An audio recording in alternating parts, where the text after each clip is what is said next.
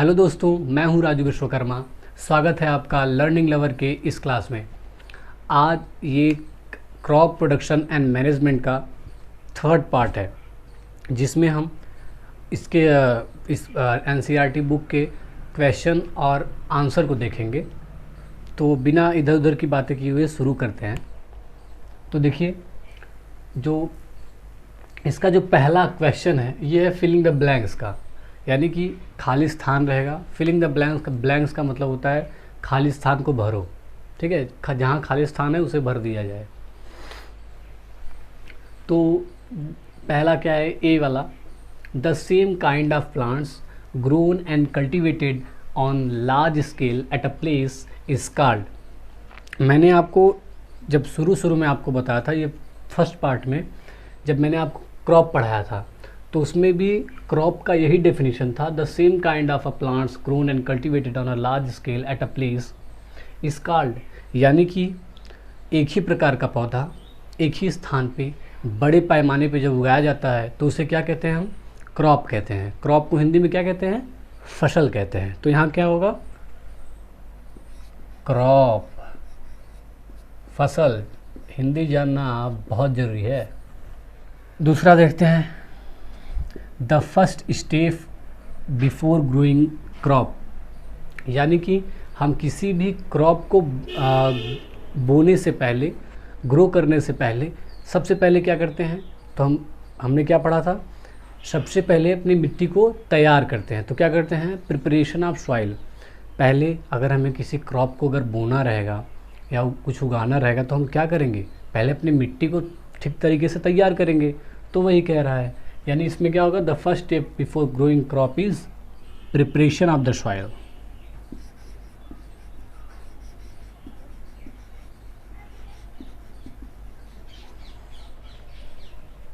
Third क्या है, the damaged seed would on top of water.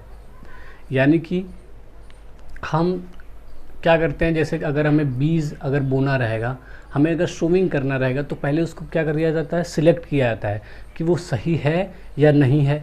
तो हम क्या करते हैं, मैंने आपको क्या बताया था कि एक ग्लास है, ग्लास रहता है, उसमें पानी डाल दीजिए, उसके बाद कुछ सीड उसमें डाल दीजिए। तो जो अगर अच्छा वाला सीड रहेगा, गुड क्वालिटी का रहेगा, तो वो क्या करेगा, उसकी तली में जाके बैठ जाएगा। लेकिन अगर बैड क्वालिटी का रहेगा तो क्या होगा, वो पानी के ऊपर तैरने लगता है। तो वही है, द डैमेज्ड सीड, यानी कि जो खराब बीज है वो क्या करेगा, on top of water float करेगा, तैरने लगेगा।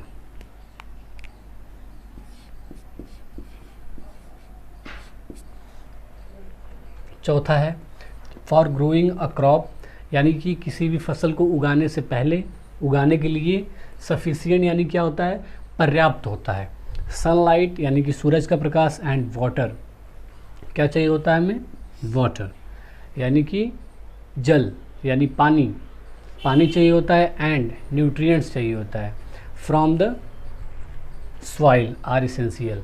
यानी कि किसी भी क्रॉप को अच्छे से, मतलब अगर किसी भी क्रॉप को अगर हम बोते हैं तो क्या करते हैं, उसके लिए सफिशिएंट सनलाइट चाहिए होता है, वाटर चाहिए होता है, और क्या चाहिए होता है, न्यूट्रिएंट्स चाहिए होता है। कहाँ से, सॉइल से। आर इसेंशियल, इसेंशियल का मतलब होता है अति आवश्यक। दूसरा क्या है, मैच द फॉलोइंग। दूसरा देखिए, मैच आइटम्स इन कॉलम से with those in column B, यानी ए कॉलम को बी कॉलम से मिलान कीजिए। खरीफ क्रॉप, मैंने खरीफ क्रॉप क्या बताया था, खरीफ क्रॉप में क्या क्या आते हैं, पैडी और मेज़। यानी खरीफ क्रॉप क्या होता है, जो जून से लेकर सितंबर के मंथ में बोया जाता है, उसे क्या कहते हैं हम, खरीफ क्रॉप। तो खरीफ क्रॉप क्या हुआ, पैडी एंड मेज़। यहाँ से लाइए, यहाँ पे कर दीजिए। रबी क्रॉप क्या होता है, रबी क्रॉप जो विंटर सीजन में बोया जाता है। विंटर सीजन अक्टूबर टू मार्च, मैंने आपको बताया था। यहाँ से लाइए वीट। उसके बाद देखिए केमिकल फर्टिलाइज़र क्या होगा, urea and super phosphate. Organic manure यानी कि एनिमल एक्सक्रीटा, यानी जो एनिमल निकाल देते हैं अपने पेट से। वेस्ट मटेरियल वो काऊ डंग, गाय का गोबर, यूरिन मतलब पेशाब, प्लांट वेस्ट मतलब जो प्लांट सड़ गल जाते हैं वो। ठीक है, तो ये मैच वाला तो ख़त्म होता है। अब हम आते हैं तीसरे क्वेश्चन पे। तीसरे सवाल देखते हैं, तीसरा सवाल है क्या। क्वेश्चन नंबर थर्ड यानी प्रश्न नंबर तीसरा, give 2 example of kharif crop and rabi crop, यानी कि 2 एग्जाम्पल दीजिए, यानी कि 2 उदाहरण खरीफ क्रॉप और रबी क्रॉप। खरीफ क्रॉप और रबी क्रॉप्स के दो उदाहरण दीजिए। तो पहला क्या है, खरीफ क्रॉप। खरीफ क्रॉप क्या होता है, जो जून टू सितंबर के मंथ में उगाया जाता है, यानी रैनी सीजन में जो उगाया जाए उसे क्या कहते हैं, खरीफ क्रॉप।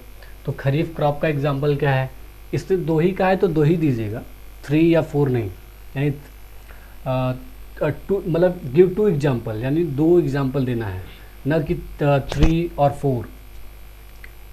तो पहला क्या हुआ, पैडी, दूसरा मेज़, यानी कि पैडी मीन्स धान, मेज़ मीन्स मक्का। रबी क्रॉप्स, रबी क्रॉप्स का क्या है, वीट या ग्राम, वीट भी है यानी कि गेहूँ, ग्राम मीन्स चना। Right a paragraph in your own words on each of the following, यानी कि 2-4 इसमें हेडिंग्स हैं। प्रिपरेशन ऑफ सॉइल है, शोइंग है, वीडिंग है और थ्रेसिंग है। तो इसमें आपको अपने वर्ड्स में, अपने शब्दों में एक एक पैराग्राफ लिखना है। तो मैं प्रिपरेशन ऑफ सॉइल का लिखवा देता हूँ, इसके बाद भी मैं बताऊँगा। Preparation of soil, ploughing and levelling are called preparation of soil, यानी कि प्लविंग और लेवलिंग जो होता है वो क्या होता है, प्रिपरेशन ऑफ सॉइल, यानी कि हम अपने मिट्टी को कैसे तैयार करते हैं, प्लविंग करके और लेवलिंग करके। प्लविंग is done by using traditional plough, यानी जो प्लविंग का कार्य होता है वो हम कैसे करते हैं, अपने पारंपरिक तौर पे, पारंपरिक ढंग से बैल आगे रहता है, बुल, उसको एक हो रहता है, उसमें लगा के ऐसे ट्रायंगल जैसा, जैसे किसान पहले करता था, ऐसे होता है। Levelling is done with wooden plank, यानी कि जो लेवलिंग होती है, मिट्टी को एकदम समतल बनाया जाता है, एक जैसा बनाया जाता है, वो किससे होता है, वुडन प्लैंक से, यानी कि काष्ठीय लकड़ी होती है, बैल के पीछे लगाया दिया जाता है, बैल आगे आगे जाता है, और जो काष्ठीय लकड़ी होती है वुडन प्लैंक वो पीछे रहता है, जिससे वो मिट्टी को क्या करता है, लेवल करता जाता है।